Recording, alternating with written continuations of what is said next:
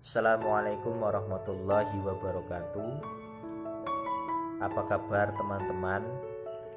Hari ini di channel saya akan membicarakan tentang tips sukses SKB 2020.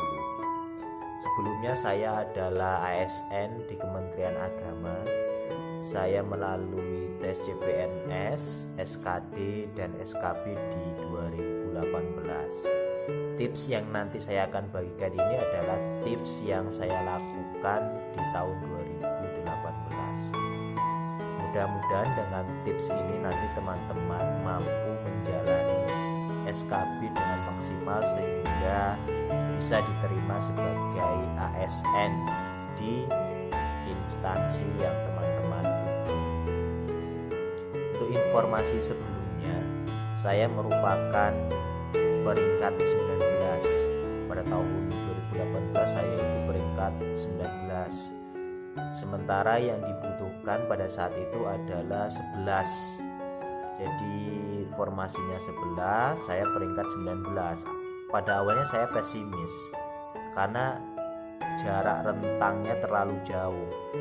Tapi setelah saya membaca ataupun mengkaji bahwasanya nilai SKB itu 60%, berarti ada kemungkinan besar saya lulus di SKB-nya ataupun saya bisa memperoleh nilai yang besar di SKB sehingga saya memperoleh nilai yang tinggi, dan akhirnya saya pada saat itu menduduki peringkat keempat dari 11 yang dibutuhkan. Sebelum menonton lebih lanjut video ini, subscribe kemudian tekan loncengnya agar teman-teman tidak ketinggalan update informasi tentang channel ini. Untuk tips yang pertama adalah teman-teman harus selalu update informasi dari website ataupun sosial media yang teman-teman tuju ataupun instansi yang teman-teman tuju. Pada tahun 2018 banyak teman-teman saya yang SKD-nya besar akhirnya gagal karena tidak memperhatikan informasi dari website ataupun sosial media yang instansi yang teman-teman saya tuju, akhirnya dia gagal. Informasi ini bisa berkaitan dengan materi nanti yang akan diujikan ataupun waktunya ataupun apa saja yang perlu dibawa. Hal tersebut merupakan hal yang sangat penting bagi teman-teman. Kemudian tips yang kedua adalah datang lebih awal dari siapapun. Maksudnya dari peserta yang lain. Apa fungsi datang lebih awal? Datang lebih awal teman-teman bisa menggali banyak informasi. Informasi apa yang bisa digali? Informasi tentang pertama minimal tentang di mana ruangan teman-teman. Yang selanjutnya tentang siapa yang akan menguji. Kalau di kementerian itu biasanya tes wawancara, tes psikotes, kemudian praktek mengajar bagi guru. Kalau misalkan di bagian administrasi itu mungkin praktek administrasi bagaimana yang baik dan benar. Jadi nanti kalian akan mendapatkan informasi itu. Informasi itu sangat berguna bagi kalian. Terus yang selanjutnya ialah kalian jangan sungkan ataupun cuek ataupun mengabaikan panitia. Kalian harus ramah dan kalian harus istilahnya kalian harus ramah tamah dengan panitia. Kenapa kok saya menganjurkan ramah tamah dengan panitia? Bukan untuk apa-apa, tapi ketika kalian ramah tamah dengan panitia, ketika kalian ada sesuatu hal yang kurang, misalkan kartu ujian lupa terbawa atau alat tulis ada yang kurang, kalian tidak akan sungkan untuk meminjam kepada panitia karena kalian sudah dekat dengan panitia. Itu tips yang ketiga. Kemudian tips yang keempat, mencari tahu latar belakang dari siapa yang akan menguji kita. Setelah kita datang pagi, mengetahui informasi siapa yang akan menguji kita, cari tahu latar belakang penguji kita. Semisal yang dicari itu sederhananya organisasinya apa, kemudian mungkin sukunya apa, mungkin kampung halamannya di mana. Kenapa kok saya minta untuk mencari itu? Karena kalau misalkan kalian mengetahui hal itu bisa dijadikan bahan ketika kalian nanti wawancara, ketika ditanya di mana rumahmu ataupun asalmu dari mana atau organisasimu apa, kalian bisa menjawab sesuai dengan apa yang diinginkan oleh si penguji. Misal organisasimu apa, misalkan sang penguji itu katakanlah saja NU.